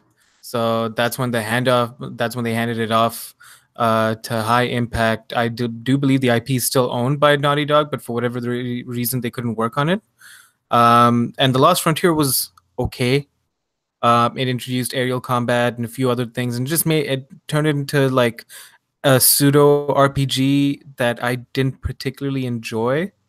And so I'd like to see them do something again with the universe and the story, because I love it when developers and publishers build these stories and these worlds and they just let it go to waste. Like there's so much you could do with the Destiny universe, the Halo universe, the Ratchet and Clank universe. I haven't played any of the PS3 games, so I can't speak to them. I've only played the original, not even the original. I don't think you can call the first 4 the original 4. Jak and Daxter, The Lost Frontier is the last or the most recent game in the series, right? Technically? Yes, it's the most recent game. That was in 2009. 2009. So we are pushing just a little bit under 10 years so far of a new Jak and Daxter game coming out. And so I believe there was a remastered collection that came out in 2013, maybe. But beyond that, they haven't really done anything else with the game. Let's say Naughty Dog couldn't do it. What Sony loyal company would you think would be best suited to make a new Jak and Daxter game? Oh, you're asking the wrong person. I'm gonna say, Kevin, if you got thoughts on this too, I'd be interested in something like this as well. Honestly, personally, I think right now, and this is kind of bringing it up loosely, after what feels like has been a lot of heavy blows with Crystal Dynamics in the Tomb Raider series, I feel like they've been doing great with platforming and all that stuff. And to give them a bit of a break, they could easily do Crystal Dynamics through Square Enix and pump out another Jak and Daxter. Now, I don't know if there would be other companies, that are super loyal to Sony that would be able to pull off something like this, but it shouldn't be too hard, I'd like to think. I would also be down for Vicarious Visions, really. They did the Crash Bandicoot remaster. True. And they are a subsidiary of Activision, but they worked on the PC version for Destiny 2 on the PC port. They did the Crash Bandicoot remaster. And I believe they're working on Crash Team Racing that's coming out this summer. Oh. Is that really them? I'm going to find out now. Nick in the chat is suggesting Polyphony Digital if it was to be another racing game, which they are more well known for their Gran Turismo games, which of course Nick would 100% recommend that in a heartbeat. I'm trying to think if it was a nice simple platformer. I don't know which company made what's it called? Sly Raccoon? Sly Raccoon? Who made Sly Raccoon? Give me the man that made Sly Raccoon, which is Sucker Punch. Sucker Punch, yeah. Which is owned by Sony. I think we found it. gets fucking Sucker Punch back into the game with, you know, I don't even know what the hell they've been working on lately. Have you heard their name in a while? I feel like I have not. Oh man, they're the last. Actually, they're I think I working on have. Tsushima. Oh, okay, yeah. Which, you know, is a big thing, but you know, their big thing back then before that was Infamous, and so I feel like, you know, they could use a nice, good platformer now. Oh man.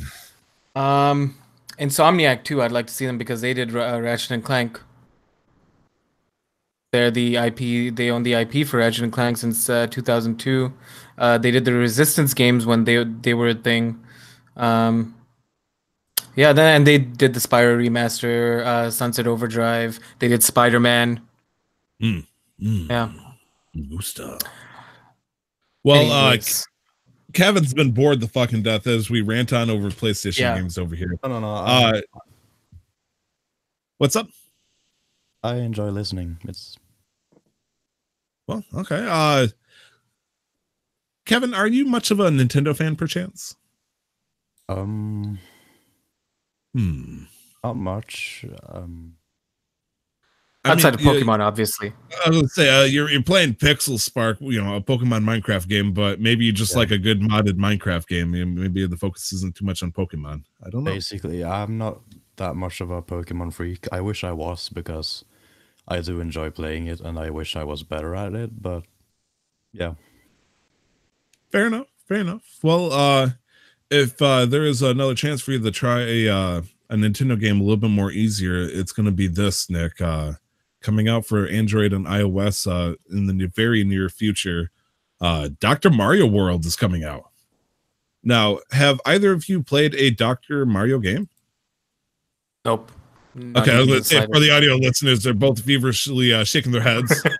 You know, come on, guys. Great audio over here. What's going on here?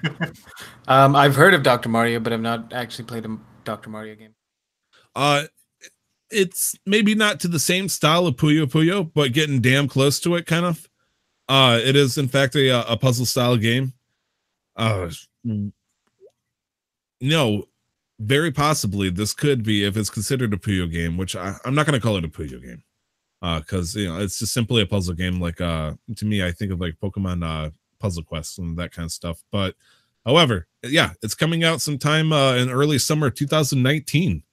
Okay, so that's probably going to be, they say early summer 2019. Summer as we know it is probably going to be from what? October at this point. Yeah. Okay, cool. It says this article from Kotaku by Luke Plunkett says, hey, somebody that isn't Jason Schreier. Somebody that isn't Jason Schreier, because it's not Destiny. The game is described by Nintendo as a puzzle title, while they also say it'll still be free to download with optional in-app purchases. Oh no, Luke Plunkett, we found a typo. Ooh. Somebody get him on the phone. Oh no! Wait, where's the typo? Thank you, Kotaku, for the ad. Third paragraph, second line, right at the start. Oh, well, thy also say it will be free. Oh, maybe they're Roman. I don't know. Maybe. Or I can't assume. It's 2019. When you assume, you make an ass out of you and me. I should listen to my mother more. I'm gonna say that might be maybe they're fighting the internet, even though this is an internet article, so they took the E out of they. So yeah. Okay. Also, just on a random side note, just to pack it in, I want to get some more information out of Kevin here. So I'm going to propose one last article here, if you don't mind. There is a new Splatfest that is coming out this weekend. It's going to be a big battle coming up this Saturday. The battle between the two Inkling armies is going to be pancakes versus waffles. Kevin, what's better, pancakes or waffles? That depends on who makes them. Are you my wife? Are you going to be indecisive? Pick your favorite one of each one, then. Jeez. Okay, let's say you have Gordon Ramsay sits down and makes you pancakes and waffles, and you know they're coming from a top tier person. Which would you pick? Probably waffles. Good man. Nick, are you also waffles? I'm also waffles because they get nice and light and crispy, and you can put ice cream on it, and it's so good. Ladies and gentlemen, I think this is the first time we've been in 100% agreement that waffles are better than pancakes. Now, let us put the disclaimer that if there's no waffles on the table, pancakes are good. Oh, especially, 100%. I'm saying we're not saying, "Oh, I won't eat these pancakes. They're awful." No, Oh no, my God. there's ain't nothing wrong with pancakes. It's just I would prefer a nice, light, crispy, not super sweet waffle that's nice and warm to go with my vanilla ice cream. Okay, fair enough. The downside with waffles is it technically is a bit more greasier, a little bit higher in the calories, just with what goes into it. Whereas pancakes is essentially Well, I mean, that's if you're comparing like one waffle to like a stack of pancakes from IHOP. okay. Fair enough. I say if we're going to talk about IHOP, Whoever has the one pancake, Tyler. Do you go like nobody ever goes anywhere? I'm like, yeah, can I have just a one pancake? Nobody makes you one pancake for what are you breakfast. talking about? Yes, they do. It's called for children. Kids don't count. It's always at least two pancakes that people. Kids This don't count. man did a gun charge transaction in a game saying that it was wholesome. Doesn't count children. Not in this conversation. We're discussing pancakes versus waffles among adults. All right, and unanimously, we have decided that it's waffles. You do realize that right now in this conversation, there's one person in many countries considered under the age of 18, therefore not an adult. It's You Europe. are excluding our guest in the conversation. They do things differently. It's Europe. It's Europe. 17 is okay. probably considered an adult there. Would I be No, far no. from the truth, Kevin? No? No, you No. can't drive until you're 18. You don't need to drive to be considered an adult. I just said Nick can't even drive. Hey, I can't drive either. I don't know. I'm just messing, man. Yeah, you could drive into a pole. So I know how I blade the heat, ain't I? Jeez. Okay, so it looks like even everybody in the chat is 100% waffles right now. Yeah, waffles are great. Waffles are fantastic. So okay, the big question is right now waffles is by, oh my gosh, what is the name of the characters from Don't Get Hooked, or don't what's it called? Don't Get Cooked, Stay Off the Hook. What are the Pearl and Marina? Thank you. Anyways, I know Kevin's like, what the fuck is this guy talking about? This is from Splatoon 2. Yes, a game for the Nintendo Switch right now. It looks like Pearl's pancakes, Marina is waffles. So who do you think is going to win the popularity vote? I feel like waffles is going to win the popularity vote, but I feel like the tryhards are going to pick pancakes. I feel like pancakes are probably going to win it. It does concern me because it stinks because everybody's going to want waffles and it's the best 2 out of 3. So fuck, I want waffles to win. I want a waffle right now. Waffle son, tomorrow I'm making waffles. So I think that's pretty much it on news on my end. Is there anything else you guys want to talk about? There is one thing I think worth mentioning. There's a rumor that leaked of a new free-to-play BR from EA set in the Titanfall universe. Oh no, I've heard about this. This is purely a rumor. We know nothing. We're gonna have to wait and see what happens until Monday. I think Monday, that's when the rumor said that they were set to announce something. Apparently there are no Titans, so it's purely gonna be pilot versus pilot gunplay, which I think would be fine. See, look, it's either pilot versus pilot gunplay, or it's Titan versus Titan. But if you want to try out any of these other Titans, you have to pay. You see, Oof. like that would create that's essentially pay to win. Oof. And tell me EA wouldn't do it.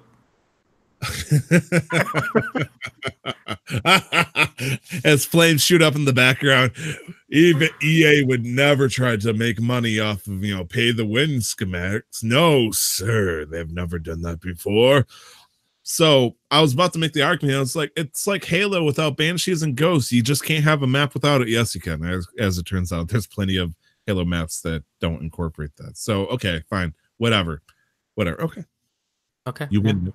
So there was also talk about this rumor where Respawn might actually not be in charge of this project, which is fine. As long as it doesn't take away from Titanfall 3. I couldn't give a shit what happens with this BR. Okay, that was my biggest concern right there. Is if they take it away from Respawn, does that mean Respawn's on its way out to being done for at this point? Is that going to kill the dream of finally spitting on Activision in the face after the whole split up from Infinity Ward, which is where this whole thing just started from in the first place? It just stinks because Respawn was the greatest revenge story that was going to happen, and not only did it fail in a lot of directions, they got stabbed by their own partner. Brutus, aka EA, just screwed him over so bad, and it's upsetting. Nick is saying Respawn is making a Star Wars game. Is that true? I believe they are. They have been assigned to the next Star Wars game. Okay. That was after, or this was before even the Vancouver project got canceled. Vancouver EA was working on the Star Wars open world game. Okay, fair enough. Well, we'll see. Hopefully, Nick, some games are coming up this week. No, nothing too crazy, but some games. Nothing too crazy, but we actually have video games that's starting to come out. February 22nd. We're not going to cover that until a few episodes from now. But February 22nd is going to be insane because we've got several games coming in at that time. Are you going to say what the game is, or are you just going to leave us in suspense for 2 episodes? February 22nd. I'm going to leave you guys in suspense. I know Anthem's coming out, and there are 3 other games that are coming out at the same time. If it is Monday, it is Monday. I hope you guys have had a chance to play some of the Anthem open demo. I will be talking about it more next week, just because we recorded on Saturday. I haven't actually had time to play on it yet. But coming out in the next week, February 5th, we've got the Book of Unwritten Tales 2 that's coming out on the Switch. Does anybody know anything about that? I have no fucking idea what that game is. Awesome. We're going to move on. We've got Etrian Odyssey Nexus coming out on the 5th of Feb as well, on the 3DS, and it's an exclusive. The fuck? Yeah. Is this game about necromancy? Because it's just going to bring a console straight from the dead? They're trying, man. They're trying. The 3DS is gone, man. What the fuck is this shit? We've got Spike Volleyball coming out on the same day, February 5th, PS4, Xbox One, and PC. It doesn't look like a Weeb's volleyball game. It just looks like a straight up volleyball sport game, not published by EA, so I don't have any idea who's trying to actually work on it. But that comes out February 5th, and that is, I believe, the Tuesday. So tomorrow. Next on the list, Astroneer coming out February 6th, Wednesday, PC and Xbox One. Tyler, do you know anything about this game? This is technically a Steam port. It did come out over in 2016. It is, if you were to imagine a No Man's Sky style kind of game, it is an open sandbox adventure game. So just expect to have fun and explore kind of stuff. I don't know if there's a crafting system or if it's survival specifically. Beyond that, I really don't know. Hopefully it's a decent game. Okay. Coming out February 7th, we've got Ape Out. It's coming out on PC and Switch. Ape Out. What the the only time I've heard that the word ape is Ape Escape. So Ape Out, what the hell is going on here? Ape Out is a wildly intense and colorfully stylized smash 'em up about primal escape, rhythmic violence, and frenetic jazz. It is a top-down beat-em-up game where you are essentially and this is very colorific because it shows a top-down silhouette of an orange gorilla just running up to people, grabbing them, and then throwing them around and shit. So Ape Out, this is pretty much what it says. Okay, you just go around and causing mass chaos. That's interesting. Okay. Well, so that comes out on the 7th of Feb, which is a Thursday. And unfortunately, as how it is always, we don't have any list on the price because we got 3 weeks left before it comes out on it comes out on Steam according to this on the 22nd or 28th, I mean. God, I love fucking calendars, don't you? Calendars where people try to put all the games and thing and they change the date willy-nilly. That's what we get for listing up Steam games. That'll happen. Oh, they don't get the pressure from the publisher to lock in the date. So, we try to report, on the February 7th, that's probably what it was at one point. They're like, 28th now. Panic. At least, I'm you know, just- February 1st. I'm sorry, I'm going on a rant. Oh, that's fine. I'm just trying to get more information about this next game. Out. We've got 3 games coming out on the same day, February 8th, which is the coming Friday. God Eater 3 coming out on the PS4 and PC. This Hell is yeah. a Bandai Namco title. Hell yeah. This is a can-ass game. This is a cam game. Yes, I looked it up and I realized it is very much a cam game. Tyler, do you want to tell us a little bit about God Eater? I have no fucking idea what it's about. All I know is it's a Awesome. crazy Japanese RPG that they love eating the shit out of gods. Nice. Moving on. We've got Monster Energy Supercross, and it has a longer title, but it comes out on February 8th. PS4, Xbox One, PC, and Switch. This is a Monster Energy dirt bike game. Monster Energy drink, yes. The energy drink. It is a game but like dirt bike racing game. So there's a dirt bike racing game that's sponsored by a fucking energy drink, like the video game? Yes. What the hell? Well, technically, it's real life sponsored by it because, you know, it's the real thing. So maybe because they're making a game over it, they got to include the Monster Energy part. But at the same time, it's just unusual. I mean, it's the first time I've heard of an energy drink getting into a video game as a title. Jeez. And then the last one here, Yokai Watch 3, coming out on the 3DS, and this is, I believe, a port.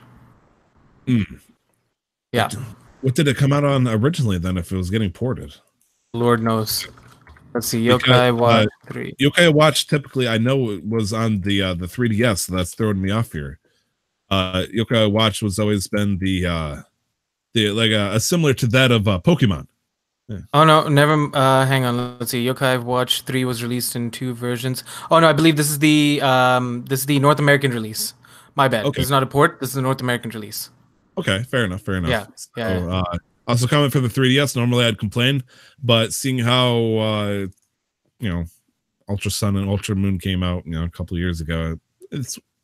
Have you ever played a Yokai Watch? Either of you? No. Okay, then I won't talk about it. No. I can tell you Yokai Watch 4 will be released for the Nintendo Switch in Q1 of 2019.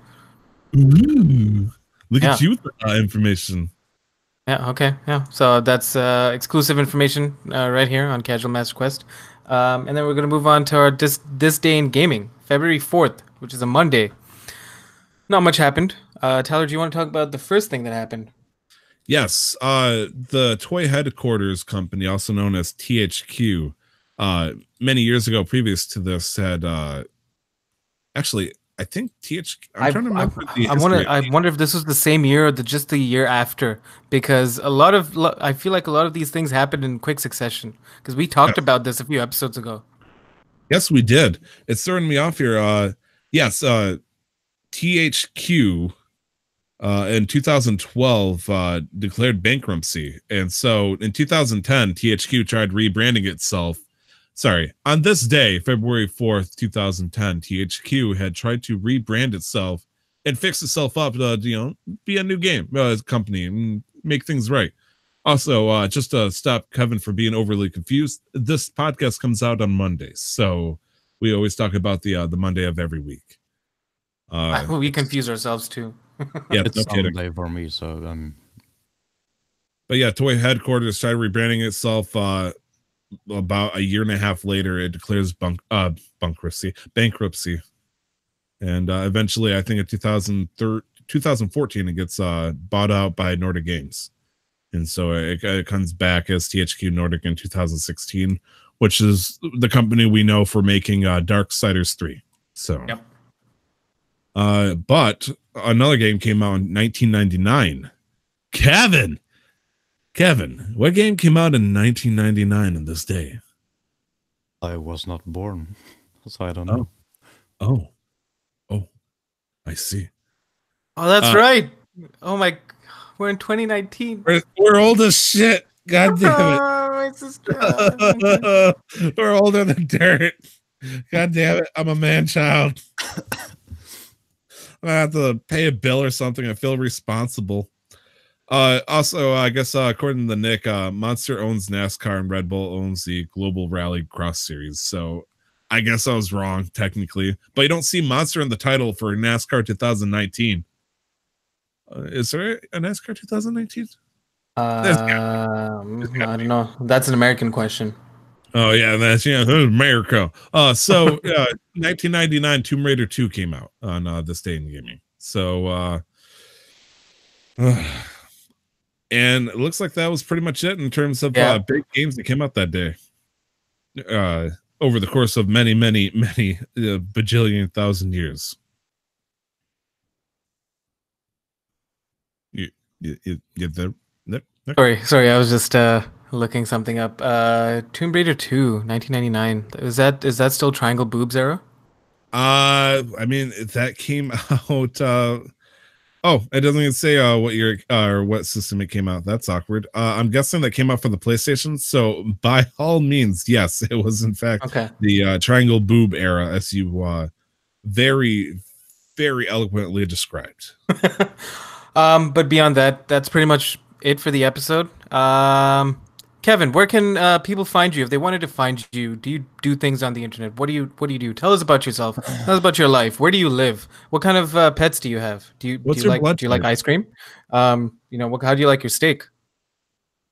How do you like your steak? Put you on the spot. I mean,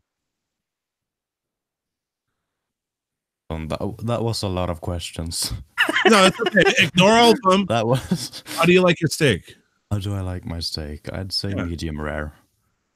Okay, I can respect that. That's fine. Okay. Okay, that's fine. Okay. Yeah, we're happy with that. But yeah, tell us. Let people know where they can find you. What do you do on the internet? Right. So I don't use a lot of social media. The only one I'm really sometimes using is Twitch. So that would be twitch.tv/Baxter, but with 3 R's, because the one with 1 R and 2 R's was already taken. I think that was me. That's unfortunate. Yeah. Do you stream then? Is that a fair assumption to make? Yeah, sometimes. I don't have a schedule or anything. But okay. What do you? Yes, Tyler. Here and throw some shade at Nick because I'm a little upset with him. Yeah. One of the greatest games of all time for the 3DS came out on this day. Here we go. All right, hit me with it. In 2013, for the 3DS and this day of gaming, Fire Emblem Awakening came out. See, I was gonna put that game in, but I've never played a Fire Emblem game, so I'm like, I'm like, all right, but cool. You fucked up, Nick. All right, you done goofed, Nick. It's Fire Emblem Awakening. What are you doing, man? Never played it. I never played it. I only bought my 3DS for the Pokemon games, Tyler. What do you want? Oh, blasphemy. Don't say that shit. That's the only reason I owned the console. Because I wanted to play Pokemon, what was it? XY. You take that back, mister. I'm not taking it back. You take it back. All right, well, so Fire Emblem Awakening came out this day in gaming, February 4th, on the 3DS. Was that it? That is a beautiful game right there, mister. You need to I'm not disagreeing with you. I never played it. I can't agree whether a game is good or bad or not if I haven't played it. Yes, you can. I can tell you without any reservation that Fallout 3 is terrible, and I've only watched 150 hours of the game. I could tell you Nier Automata without playing it was actually it was actually going to be a great game. Is that everything you wanted to add, Tyler? Yes, sir. I'm sorry for interrupting your conversation. I got a little tilted right there that he skipped it because I left him in charge of all the good stuff, and he picked Tomb Raider 2 over Fire Emblem Awakening for the 3DS. I felt like it was significant. We're going to talk. We're going to have a company meeting after this. All right, so that was my last episode of Casual Math. Kevin, what games do you stream? Kevin, what do you feel about guesting and not guesting? How do you feel about co-hosting? I'm looking for a new partner. I need the strong silent type.